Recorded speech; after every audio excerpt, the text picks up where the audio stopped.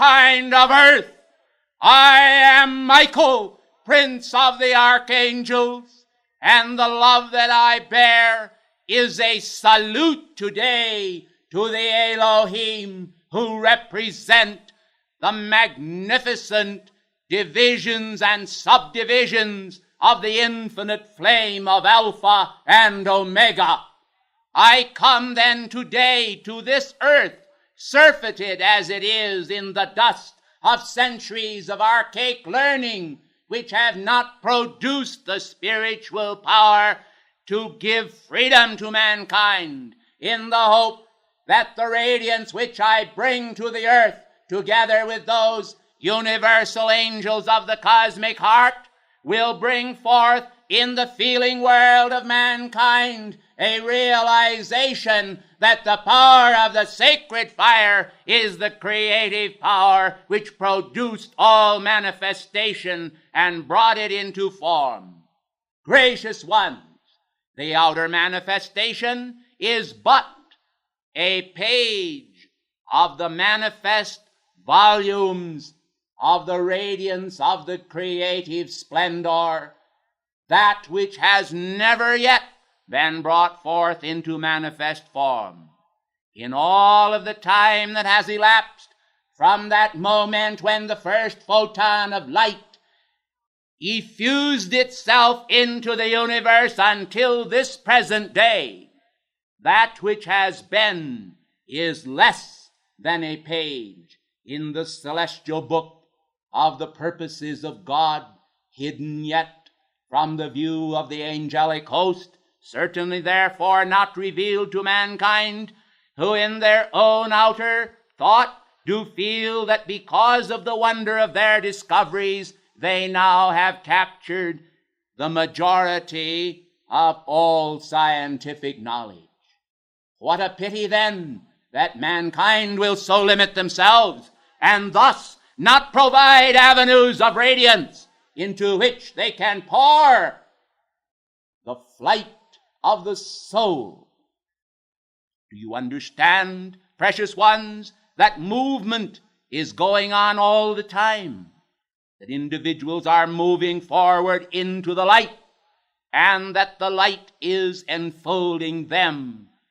First of all, men must have hope, and then when the splendor of hope has fully dawned in consciousness and come to its zenith, men are able to realize that the hope which they have is a reality. For the things which men hope for, the substance of things that are not yet seen, is the faith which I desire today to charge into your feeling world. The faith by which God not only lifted up the mountains, but by which he lifts up the soul and its consciousness, which is of more value than all the mountains of the earth. Do you understand then, blessed ones, that each individual is precious to the heart of God?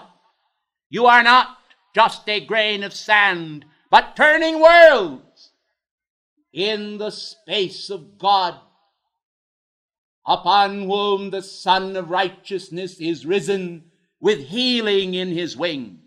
It is the desire of Almighty God then to have you feel this day the buoyancy of his heart, the buoyancy of his being, and to escape from a sense of confinement which your blessed little egg frame has now kept you in for quite a while as you see time. But the angelic host, we who understand the meaning of the feeling of divine love as you, blessed ones, have never yet been able to do, realize full well that the love that God bears for his creation is able to cause them to break through into that magnificent cosmic perfection which is the immortal power of faith, the faith to do as it is the faith to conceive to do. We come then to change the flow of the energy patterns in your world, to assure you that men can be more than men if they will only first of all conceive that and holding that faith, realize that they do not need to display it before their mortal men caught up in the vanities and delusions of the world, who would but bring them to scoffing and mockery. In the sacred feeling of your heart, you can reach out into the patterns of nature and produce miracles in consciousness, which will enable you to take your place with those pioneers of the Spirit who have in past ages ascended into the heart of God. I reference now one who comes here today and stands beside me upon this platform, the ascended Master Enoch, the seventh from Adam, who was able long ago in the earlier days of the world to hold that realization within his heart that the things of God were wiser than the things of the world, and that the material substance was but a reflection of the spiritual power of the universe and the radiance that veils the flesh. Won't you please be seated?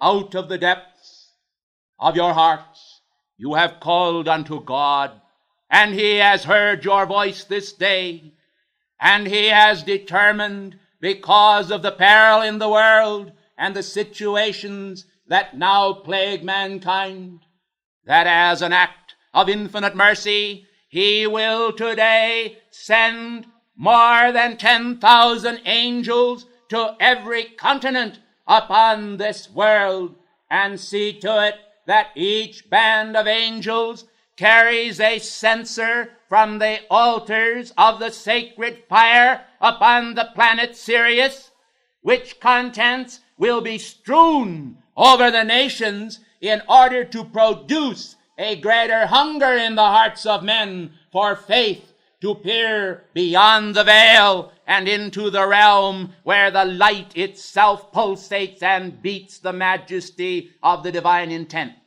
The majesty of the divine intent, gracious ones, is the power of men to conceive the reality of God. What a strange statement, you say. Not at all. For from the beginning, the tambourines of the Spirit to make the music of the soul were implanted in every cell, and the cells themselves were worlds within themselves, which held a content so magnificent that it was like a little universe locked up tight, holding the treasures of the infinite. And the intelligence of the cell and the perfection of that intelligence was wondrous to behold from our levels. Somehow or other, in the course of man's long struggles for realization, he has somehow conceived that the larger a form in relation to himself, the more magnificent it is. Yet, I think that the scientists of the world would find it easy to accept this statement which I make, that in little things there is a luster and magnificence that shows that the universe in its more grandiose schema is manifest in the tiny parts thereof. And because of this subdivision of God's love, a breaking of the sacred Eucharist, whereby not one part of space, but every part of space is hallowed by the sacred fire, men are able then to conceive not of iniquity, but of universal equity, of universal balance, of a purity and love that shows an innate intelligence is within space. But men have polluted it. And therefore I speak today of the crystalline helmet which the angelic host wear. We, when we descend into the time dimensions, wear a crystalline helmet of light substance that is harder than the diamond. We do this because we wish no penetration to ensue, which would bring into our world the power of darkness and shadow or misqualified substance. Yet you have heard the statement made, fools rush in where angels fear to tread. And therefore mankind today often go without their tube of light, without any form of protection whatsoever, into some of the dens of the world.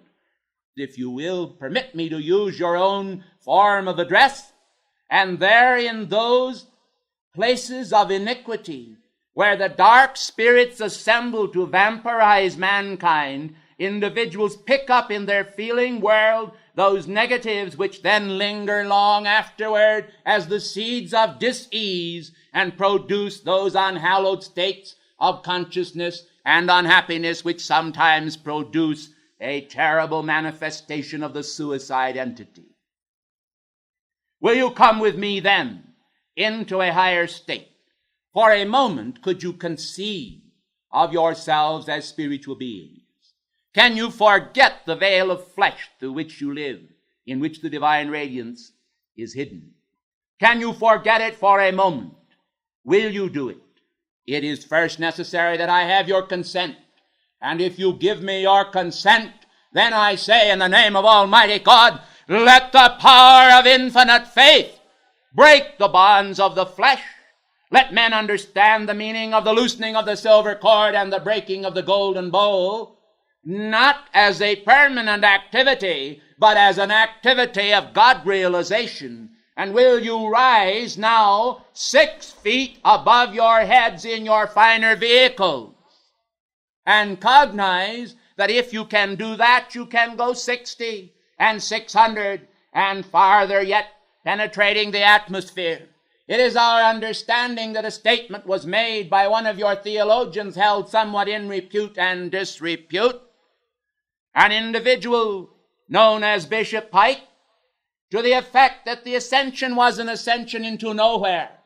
We want to call to your attention that the ascension is the ascension into everywhere. It is the ascension into universal reality behind the time-spatial continuum. It is a realization of God as man was intended to realize him.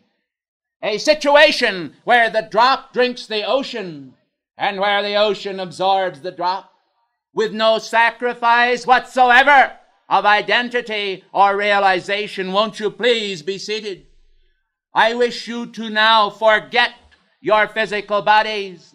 I want you to forget your hands and feet, your eyes, the energies of your heart, your consciousness, your identity of self, and realize that whereas mankind have jokingly said that an angel in heaven is nobody in particular, that we feel that you are someone very special. And therefore the angelic host today have made an agreement whereby 7 angels will seize upon every individual whose consciousness is willingly raised toward their divinity and assist that one to escape for a moment the bonds of sense consciousness and enter into a realization of the light. Sometimes we jokingly, when we approach the planet, refer to your world as a nightmare world. This is because of the tremendous levels of illusions which are created in the world by the mind of men. For they are busy, very busy in creating many manifestations. Some of these are, of course, quite desirable even from our standpoint. And I would disabuse your minds of the idea that all is a sea of evil. Not so. But nevertheless, there is a great deal of undesirable creation and a great deal of promulgation and spreading, diffusion of that nightmarish creation, which other individuals will pick up from time to time, and I wish to leave completely behind. So won't you leave behind you your pack of troubles? During World War I, when we sent numerous angels to the battlefields of France and in Germany, you had a song, pack up your troubles in your old kit bag. We say to you today, we want you to completely forget your troubles and the kit bag. We want you to forget your identity. For a moment, this will be most refreshing, we are sure, seeing many of you carry weights and burdens upon your hearts, which have not produced in all of the time you have been upon this planet one iota of the freedom you seek. Will you realize the power in your feeling world of an angel? Will you realize in your feeling world the power of faith? You are now no longer a dense mortal creation. Suddenly, there is with the Lord and the Lord's host a multitude of angels singing, Glory unto God in the highest, and peace on earth to men of good will. Suddenly you are ambassadors of goodwill. You join with the angelic host. You feel the surge of their energy as it pours through the force field of your identity, no longer wedded to matter. You are now no longer wedded to problems, to karma, to any situation, but as a naked spirit, you are now clothed upon with a garment of light. Now, because you are no longer engaged in the battle of the senses, you are able to realize the reality of God in a fuller scale. New dimensions open up. The earth itself is but a tiny pinpoint in cosmos. You see the spiral nebulae. You see swimming in space, the glorious manifestations of myriad constellations. You see the angelic host passing back and forth between one star and another. You see transcendent light rays, myriad colors, glory and music, and the realization that the universe is a breathing, living entity, that the universe is a Christ-resurrected identity, that the universe lives because the abundant life fills it. The pulsations of God within it cause it to breathe and to manifest. And because God lives in it, He lives in the microcosmic world of your own being. You are now a part of the angelic host, the brotherhood of men, of angels, and of elementals. And nature itself is reflected in you. Within you, there are suns and constellations of all types and descriptions. Within you, there are lakes and rivers, mountain streams, and growing things, for your consciousness embraces them all. Why, all these years have you permitted your consciousness to actually confine itself to the shell of mortality? It's more than you realize. Now the babbling brooks sing a new song within your heart, and your frozen attitudes of winter become the glories of spring, and you are garlanded and festooned with the purity of the angelic host and the childlike sense that God is everywhere, and that you will never again be confined to this strange prison house of clay, which has kept you from those higher dimensions of faith, which is the inheritance of every man, woman, and child upon this planetary body. Now, with a thud, I return you to sense dimensions. And I say, keep the faith.